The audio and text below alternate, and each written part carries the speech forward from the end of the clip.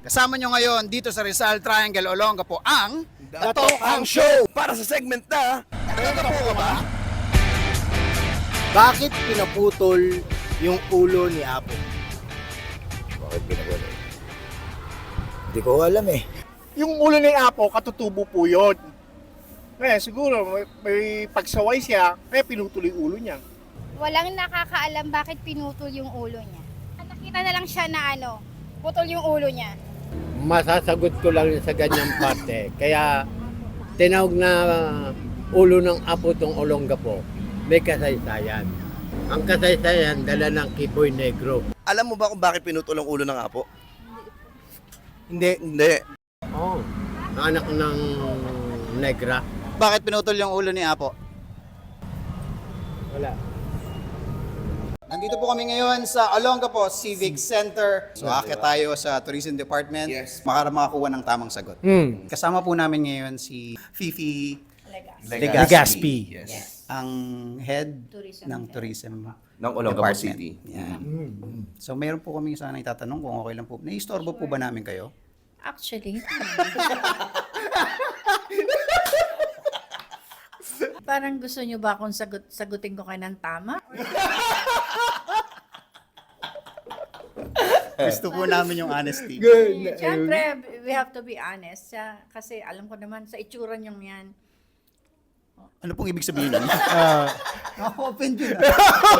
noong unang panahon daw po kasi according doon sa ating history or legend natin, ang ulo ng Apo ay located doon sa may Spanish Gate. You remember that? Yes. Yun pa lang po ang Olongapo. At pinapamunuan ito ng mga Aitas, or we call them indigenous people na ngayon. So one time si Chieftain ay naglalakad daw. Siyempre, paniwala tayo sa sinasabi, no?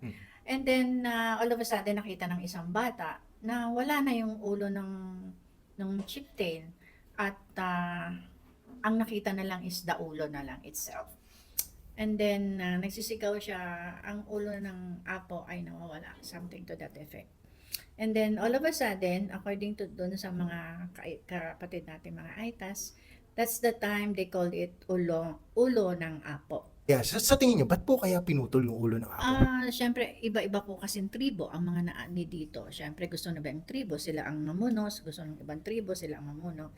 So, at that time, siguro, that's the only way na pwede nilang gawin yung mamuno sila is to cut down i-cut yung head ni Apo para sila na ang mamuno. Parang you're you're under no management. Parang Yeah, ganun. it just so happen na naging sikat pa si ulo ng Apo.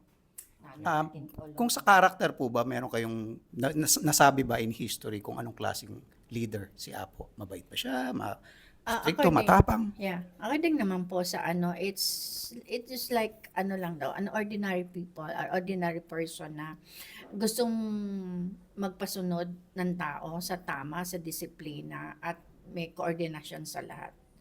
So, yun lang, parang napag-initan lang siya na kaya pinutol yung ulo niya. Kung kayo naman po ang tatanungin namin kung may gusto po kayong ipaputol sa parte ng katawan ni Apo, ano po yun at bakit? Being, sabi niyo nga na honest person